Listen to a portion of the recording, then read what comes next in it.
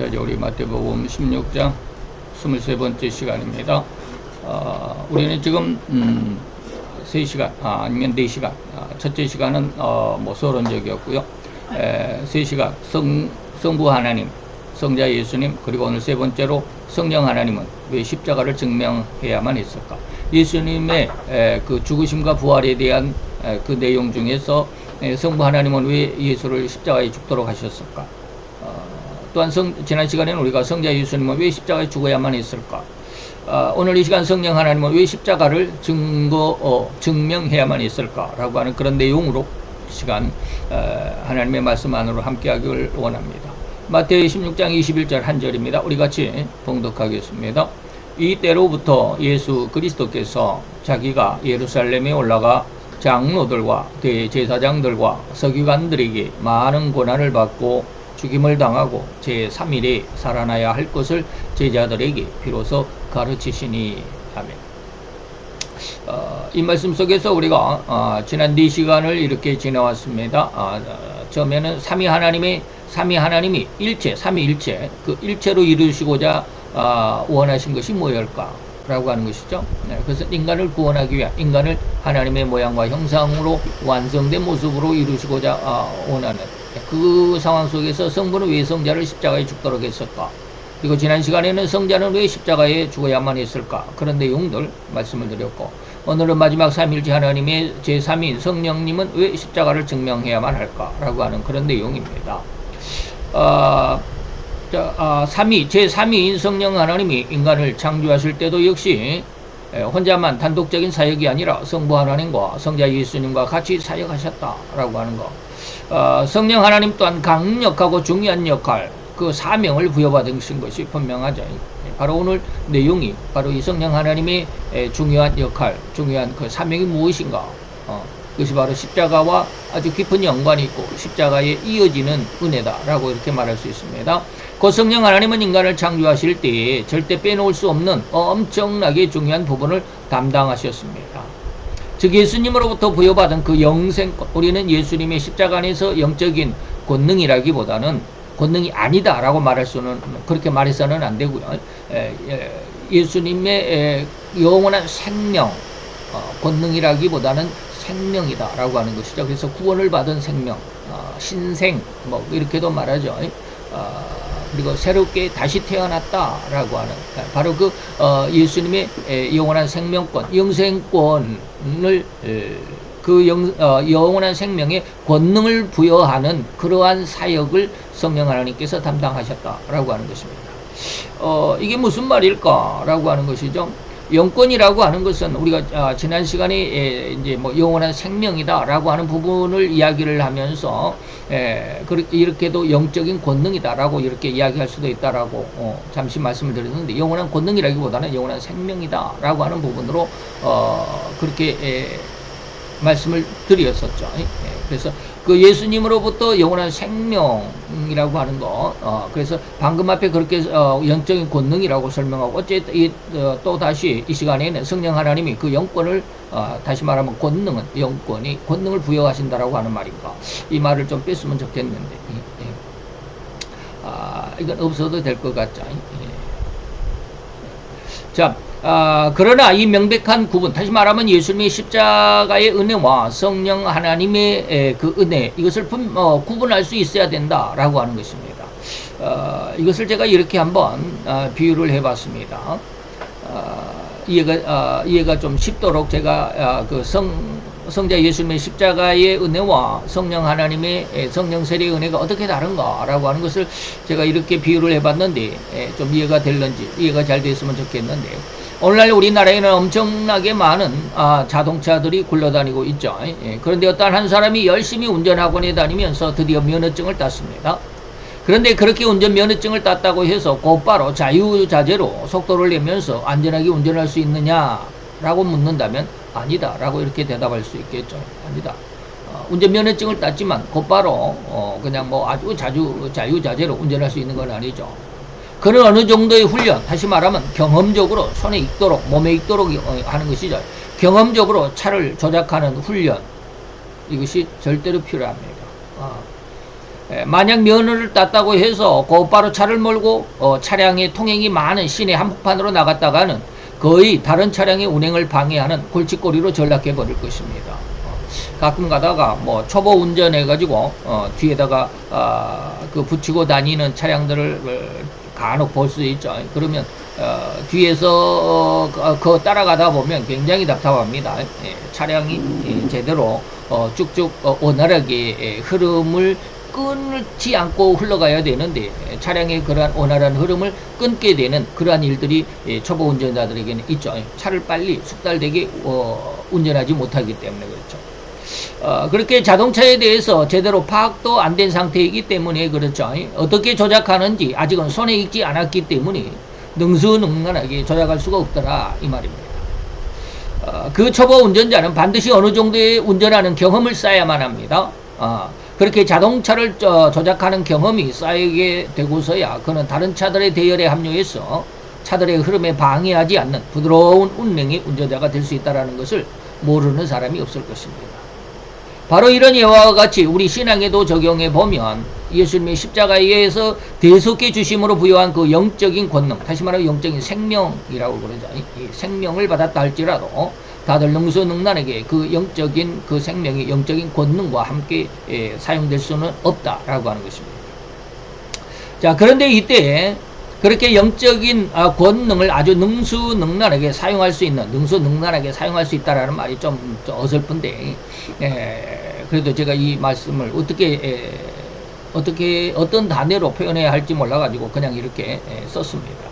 다시 말해 영권을 우리에게 주신 영원한 생명 그리고 영원한 권세, 이것은 영원한 권세는 다음에도 이제 좀 뒤에도 이야기를 하겠지만 영적인 세상 영계까지라도 통치하고 정복할 수 있는 그러한 권세를 영권이라고 말합니다.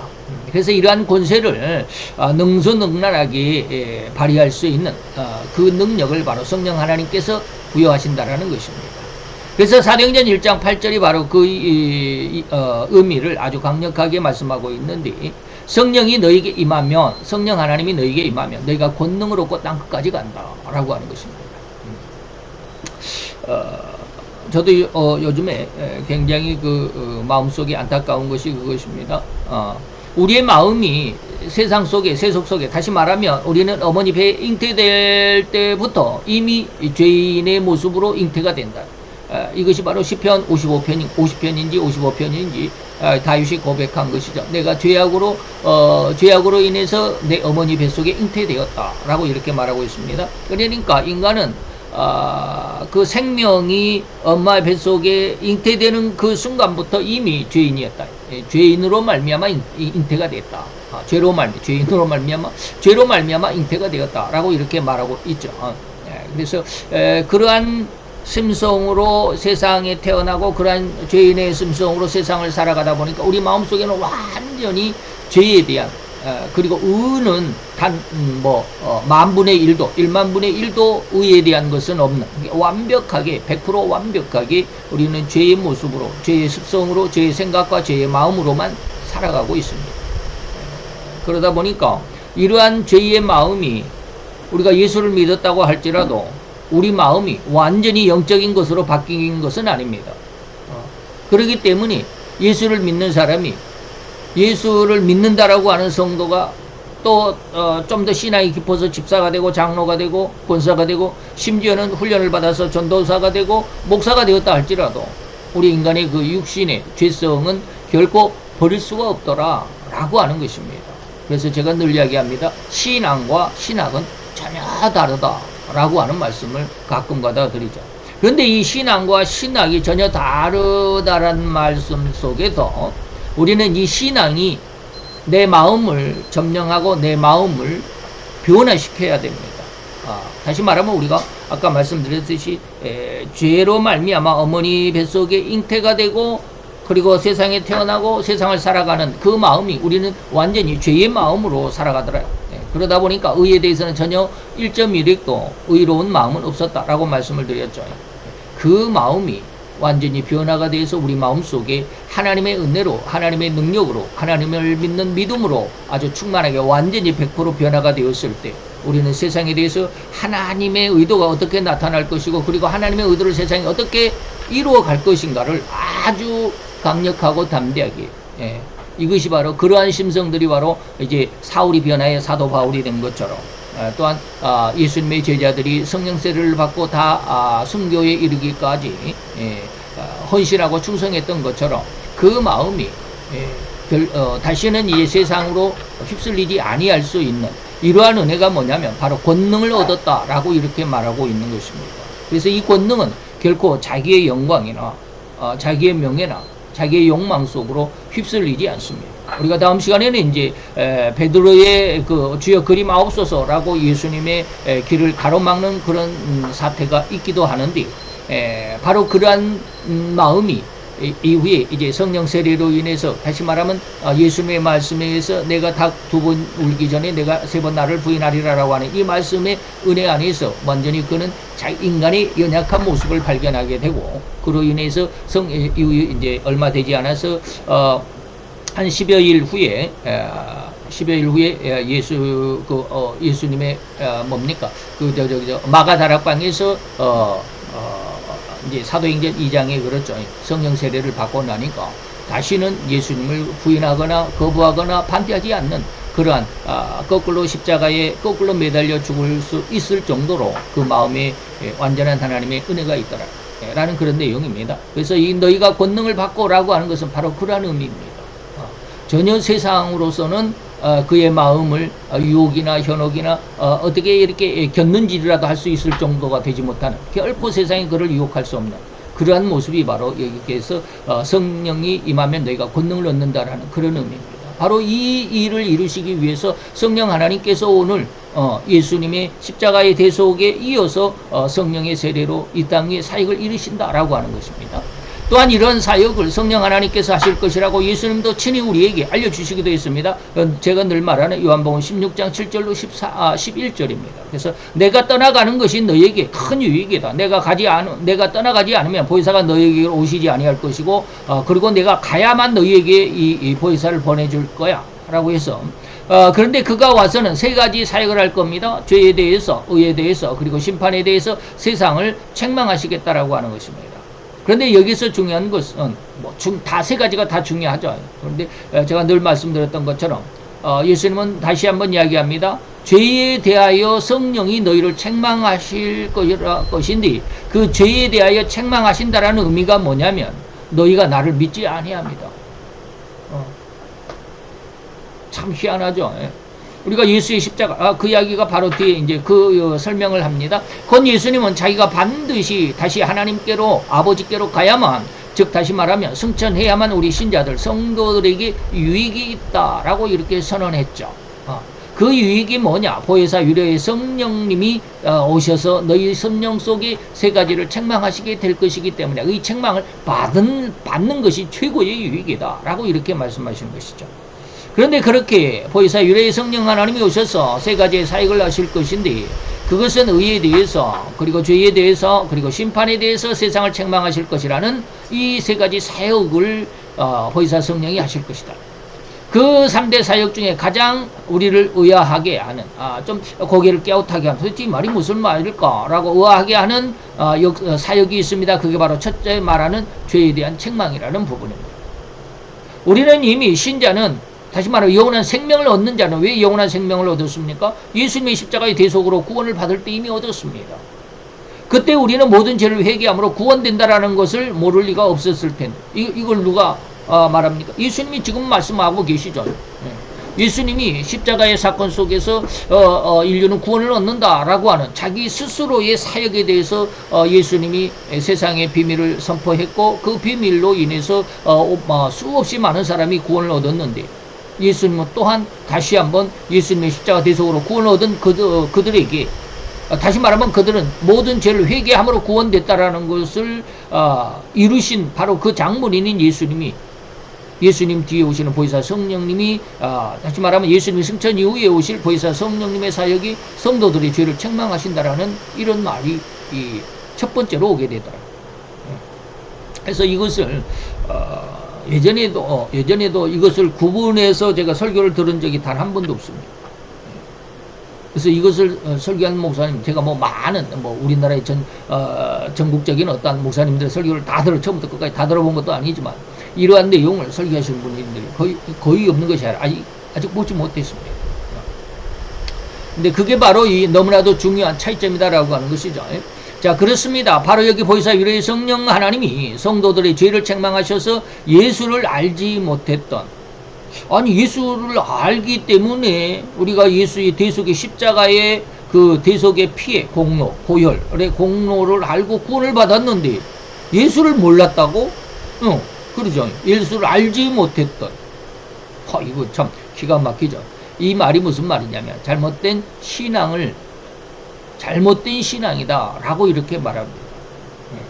잘못된 신앙이다. 야, 이게 참 말이 굉장히 어렵죠. 이게 쉽게 이해가 될 수 있어야 됩니다. 다시 말하면 예수를 정확히 알지 못했다 이 말입니다. 예수를 알고는 있으되, 다시 말하면 또한 예수의 십자가의 대속의 그 보혈로 구원을 얻었지만, 이렇게 이야기하면 이해가 될는지 모르겠어요. 구원을 얻었지만 예수를 모른다. 기가 막히죠. 이것이 뭐냐면 잘못된 신앙이라고 제가 이렇게 지적을 합니다.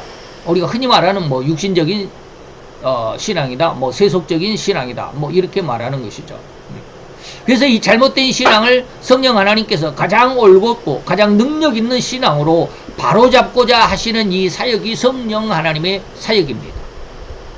그 사역을 해야 돼. 가장 올바른 신앙으로 성도들의 신앙을 이끌어 가시고자 하실 때 가장 먼저 보이사 성령이 하시는 사역이 뭐냐면 죄를 책망하신 것이다. 예수를 네가 정확히 모르고 있다.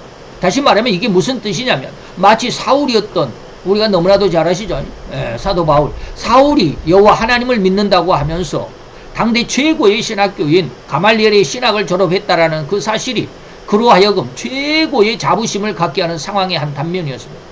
나는 바리새인 중에 바리새인이고 이스라엘인 중에 이스라엘이고 가말리엘의 학문을 배웠던 최고의 그 신학을 가진 최고의 권위자야 라고 이렇게 자신했던 그 자신이었음에도 불구하고 그는 그러한 여호와 하나님에 대한 충성심으로 오히려 예수를 구세주로 고백하는 많은 신자들, 곧 그리스도인들을 잡아 옥에 가두고 심지어 스데반이 그들의 종교법에 의해 죽임을 당할 때도 전혀 일말의 마음이 가책도 없이 가편투표를 하여 집단 린치의 증인이 되고자 그들의 옷을 맡기도 했던 인물이었습니다. 우리가 너무나도 잘 아시죠? 사도행전 26장 9절로 12절에 바로 그런 자기 자신의 과거를 고백하는 그런 내용이 있습니다. 나도 다시 말하면 아직은 바울이 되기 전에 사울이었을 때 말입니다. 나 사울이었을 당시 사울도 나사렛 예수의 이름을 대적했고, 그리고 그거 예수의 대적하는 일이 범사에 그렇게 행해야 될 줄로만 나는 믿었다. 나는 그렇게 생각했다. 그것이 옳은 일이라고 생각했다. 그것이 여호와의 영광, 여호와 하나님의 영광을 위한 충성심인 것을 믿었다 라고 하는 것이죠. 그걸 그렇게 하나님이 주신 믿음이 아니라 스스로의 생각이다 라고 하는 것입니다. 그래서 예루살렘에서 이런 일을 행하기도 했고, 또 그 일을 또 이방에까지 행하고자 하여서 대제사장들에게 권세를 얻어 체포영장을 가지고 이 말이죠. 그리스도인들을 체포할 수 있는 체포영장을 가지고 많은 성도를 옥에 가두고 또 죽일 때에 내가 가편 옳다, 죽여야만 한다. 당시에는 어떠한 사회라고요? 로마의 국권을 빼앗겼기 때문에, 식민 통치를 받고 있기 때문에 이 사형권은 로마의 법에 귀속이 되고 유대 자체적으로는 사형권이 없습니다. 죽일 권한이 없습니다. 그런데 여기에서 스데반을 죽일 때 또는 많은 그리스도인들을 죽일 때 내가 옳다라고 이렇게 투표를 했다. 아니 사형권이 없는데도 사형을 해야 된다, 사형시켜야 된다라고 이렇게 주장했고, 그것이 옳다라고 이렇게 주장했다라고 하는 것입니다. 다시 말하면 이 말은 지금 로마법의 정면으로 도전하는 그러한 그 엄청나게 큰 반역죄입니다. 그럼에도 불구하고 내가 로마의 반역자가 된다 할지라도 저 스데반이나 그리스도인을 죽이는 것은 옳아라고 자기 자신을 하나님의 말씀에 헌신자로 그렇게 내세우는 겁니다. 아주 강력한 신앙이죠. 자기 자신의, 다시 말하면 스스로 생각하는 스스로의 신앙에는 엄청난 신앙이 아주 중심을 가지고 있는 사람이었습니다. 자, 그의 그러한 여호와 하나님에 대한 강력한 충성심과 헌신이 오히려 예수님이 하나님이라는 사실을 철저하게 가로막고 있었다. 그래서 나중에 눈에서 비늘 같은 것이 뭐 벗어졌다라고 그러죠. 그래서 뭐 현실적으로, 다시 말하면 육신적으로도 그런 일이 있었을지는 모르겠지만 그의 영적인 눈이 열렸다. 다시 말하면 정확히 하나님을 깨달을 수 있게 되었다라고 하는 것입니다. 그래서 그는 철저하게 자신을 맡고 있는 인간적인 신앙, 나 스스로 생각했다라고 그랬잖아요. 잘못된 신앙이었지 않겠는가. 이 신앙을 예수님께서 고쳐주셨다. 올바로 잡아주셨다. 다시 말하면 사도행전 26장 이제 이 9절로 12절까지 그랬는데 한 절 넘어서 14, 15절에 보니까 예수님이 아주 강한 빛으로 나타났죠. 13절에 보면 강한 빛으로 나타났습니다. 그렇기 때문에 사도 이제 그때 당시에 사울과 그 일행들이 다시 말하면 그리스도인들을 잡아오게 가두려고 이제 다메섹 이웃 나라까지 이제 체포영장을 가지고 한 무리가 사울을 필두로 해서 한 무리가 이제 뭐랄까 원정을 가게 되는 것이죠. 그 다메섹 도상에서 예수님이 빛으로 나타나니까 우리가 다 땅에 엎드려졌다. 그리고 내가 소리를 들으니 히브리 방언으로 이르되 사울아 사울아 어찌하여 네가 나를 핍박하느냐. 가시체를 뒷발질하기가 너의 고생스러운 인생이 아니더냐 라고 이렇게 말합니다. 이때 이 사울이 뭐라고 그럽니까? 나는 예수님께서 사울이 내가 대답하되 주여 누십니까? 라고 이렇게 말합니다. 희한하죠? 지금 예수님이 나타났는데 예수를 믿는 자들, 예수는 이단의 괴수고 예수를 믿는 자들은 다 잡아다가 오게 가두어야 옳다라고 생각하고 예수는 이단의 괴수로 생각하고 있는데 빛으로 나타나신 예수님을 보고 지금 사울은 뭐라고 그럽니까? 주님, 주여 라고 이렇게 고백합니다.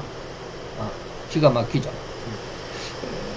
그러면서 그렇게 이야기하니까 주께서 가라사대 나는 네가 핍박하는 예수가.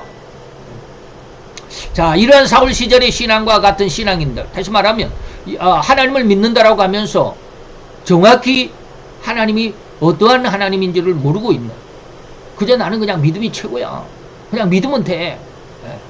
자, 제가 이제 오후 시간에 이제 교리 시간에 루이스 폴컵 교리 시간에 과학과 인간 역사는 그 세상 역사입니다. 세상 나라의 역사, 세계사를 의미하죠.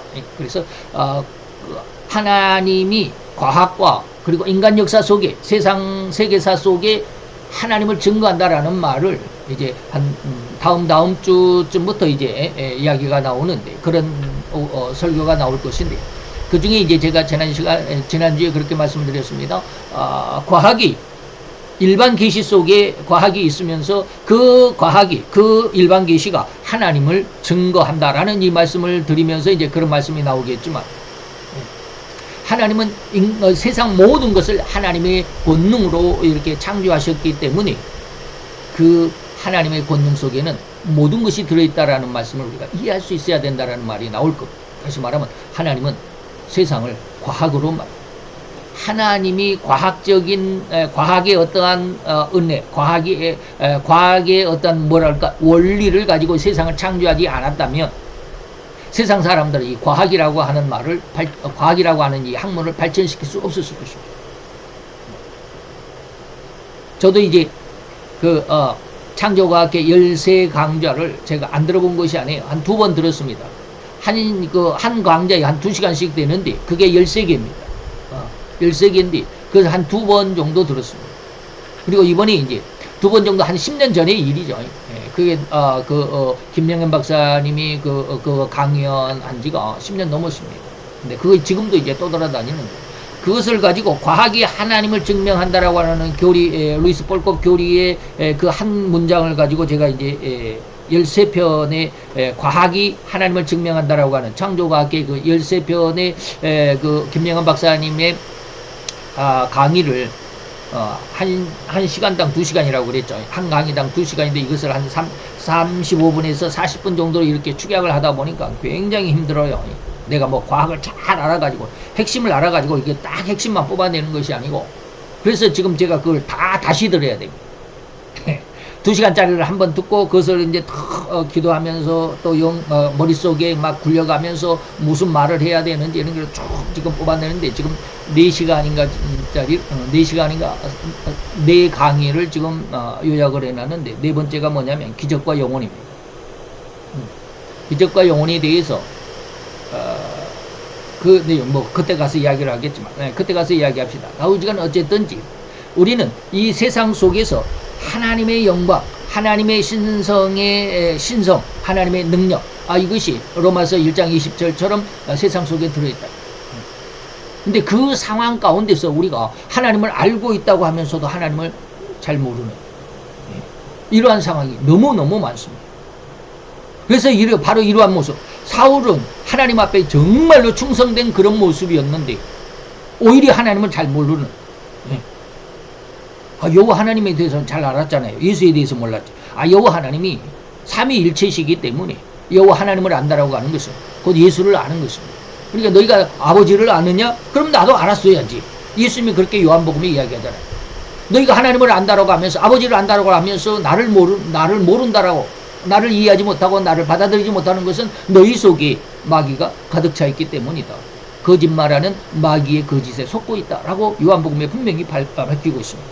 그렇다고 한다면 오늘 이런 사울의 시절의 신앙과 같은 신앙인, 그러한 삶을 살아가는 자들이 너무나도 많다는 이 사실을 우리는 이 세상 속에 우리 주변에서 아니면 나 자신 속에서 이해할 수 있어야 되고, 그러한 잘못된 신앙을 들여다볼 수 있는 영적인 영안이 절대로 필요할 뿐입니다.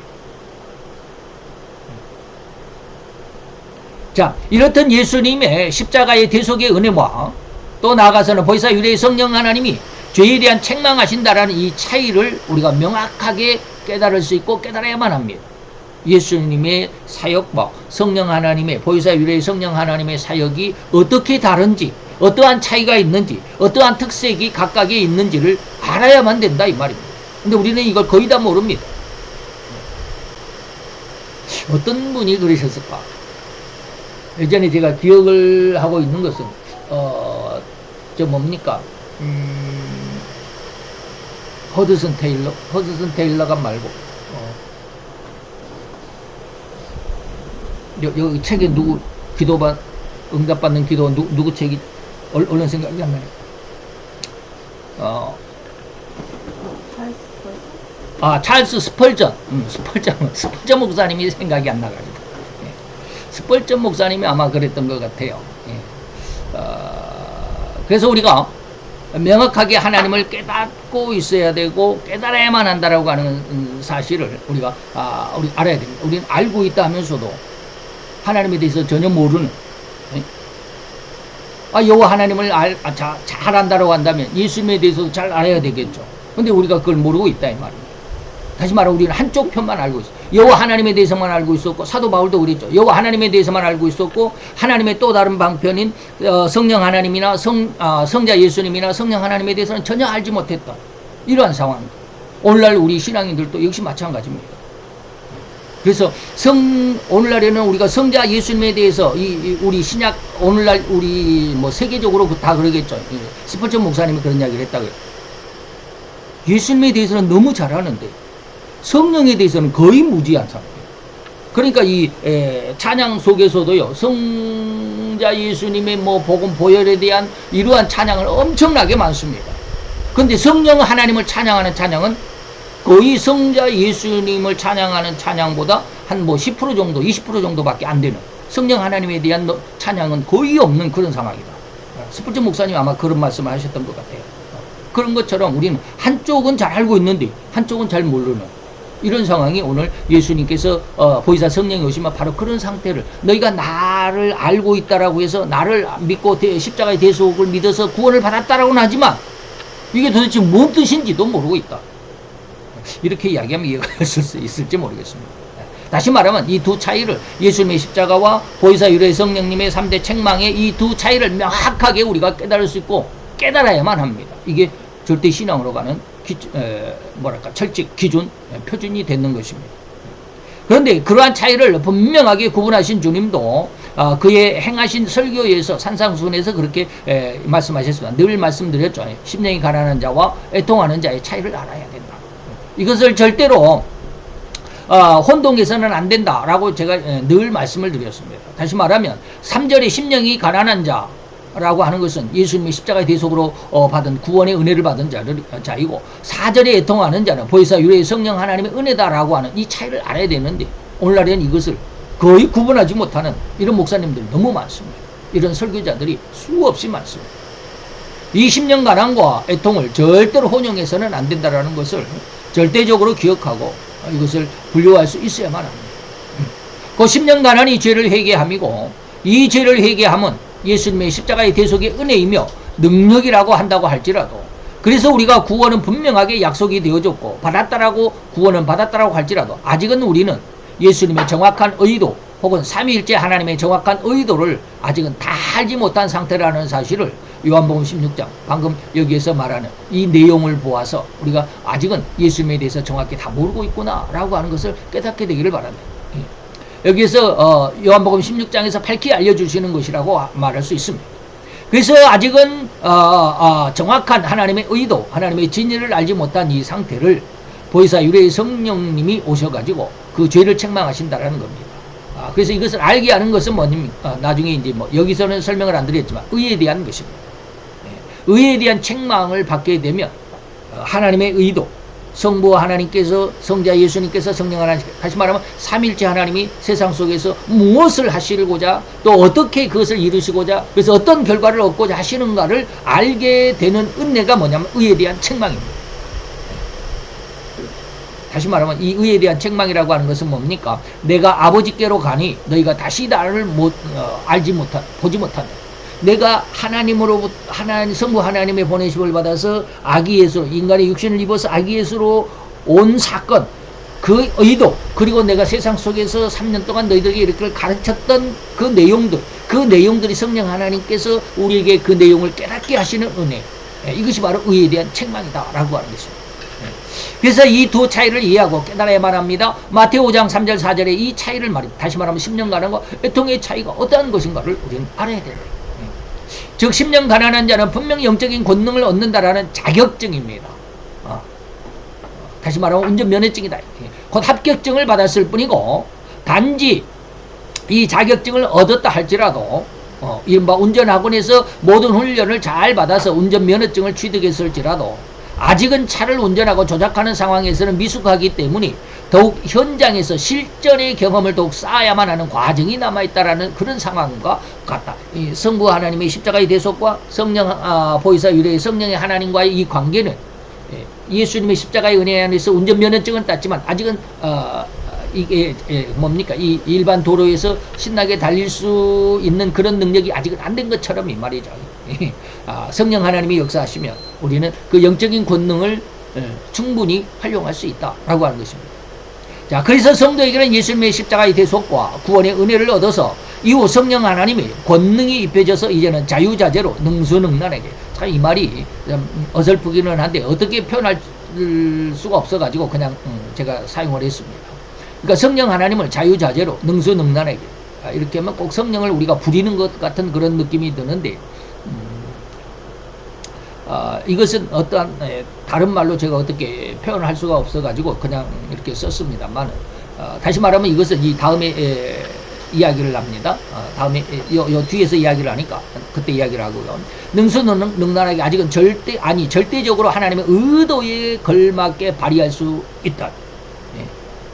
그래서 영계까지라도, 다시 말하면 귀신이나 악령들조차도 넉넉히 제압하고 쫓아낼 수도 있고, 더욱이 반대적으로는 하나님과 더 깊은 그리고 긴밀하게 교제할 수 있는 길과 방법까지 숙달된, 인간적인 표현에서 숙달됐는데, 숙달되도록 하시는 이러한 과정, 그러한 사역의 주체가 바로 성령 하나님의 사역이다라고 할 수 있는 것입니다. 즉 이런 하나님의 정확한 진리까지를 깨닫도록 하시는 하나님의 과정 또는 하나님의 계획이라고 할 수 있을 것인데, 이렇듯 이제는 영계까지라도 넉넉히 제압할 수 있는 성도가 되었을 때, 그는 영계를 제압하는 것뿐만 아니라 더욱이 우리 인간의 육신의 삶 속에서조차도 너무나도 자유스러운, 그 세상의 어떠한 이해나 유익에도 전혀 흔들릴 수도, 세상의 눈치를 보지도 않는 자유로운 존재가 된다라는 의미입니다. 그래서 제가 이제 이 말씀, 지금 이렇게 까맣게 제가 지금 지시해 놓은 것이 바로 여기에서 이 말씀을 대신하게 되는 겁니다. 우리가 성령을 뭐 자유자재로 능수능란하게 절대적으로 뭐 우리가 활용할 수 있다라는 이 표현을 어떻게 할 수가 없어서 제가 이제 이렇게 그 길게 서술을 해봤습니다. 우리가 긴밀하게 하나님과 교제할 수 있는 길과 방법까지 숙달되도록 하시는 과정을 하나님께서 우리에게 일러주셨다. 그래서 우리가 이렇게 영계까지를 넉넉히 제압할 수도 있는 성도가 되었을 때 바로 그 성도는 영계를 제압하는 것뿐만 아니라 더욱이 육신의 삶 속에서조차도 너무나도 자유로운 그 세상의 그 어떠한 이해나 유익에도 전혀 흔들릴 수도 눈치를 보지도 않는 자유로운 존재가 된다라는 이 의미. 아까 제가 말씀드렸습니다. 우리는 죄로 말미암아 어머니 뱃속에 잉태되었고 죄로 말미암아 태어났고 죄로 말미암아 세상을 살아가기 때문에 하나님의 의에 대해서는 눈꼽만큼도 마음을 내줄 또 우리의 생각을 내줄 그러한 여력이 없습니다. 다시 말하면 완전한 죄인이다 이 말. 그러한 삶의 모습처럼 우리가 완전하게 하나님의 성령의 바로 이 죄에 대한 책망을 받게 되면 완전하게 이제 세상을 향했던 우리의 심령이 오직 하나님을 향한 심령으로 바뀌게 된다라는 것입니다. 이것을 저는 뭐라고 그랬습니까? 늘 영성인이라고 부르고 있습니다. 바로 이 삼위일체 하나님은 온 세상을 창조하시면서 그 창조된 세상을 주관하고 하시고가 아니라 세상을 주관하고 담당할 존재가 바로 인간인데 그 인간을 만드시고자 하실 때 성부 하나님 혼자만의 단독적인 사역으로 한순간에 만드신 것이 아니라는 것을 계속 제가 지금 강조해 드리는 겁니다. 그렇게 성부 하나님만이 단독적으로 인간을 만드신 것이 아니라 온 일생을 통해 인간의 온 일생을 통해서 점차 성숙해가는 과정을 하나님께서 준비해 두셨다. 그것이 바로 우리 육신의 삶입니다. 세상 속에 살아가는 세상의 삶입니다.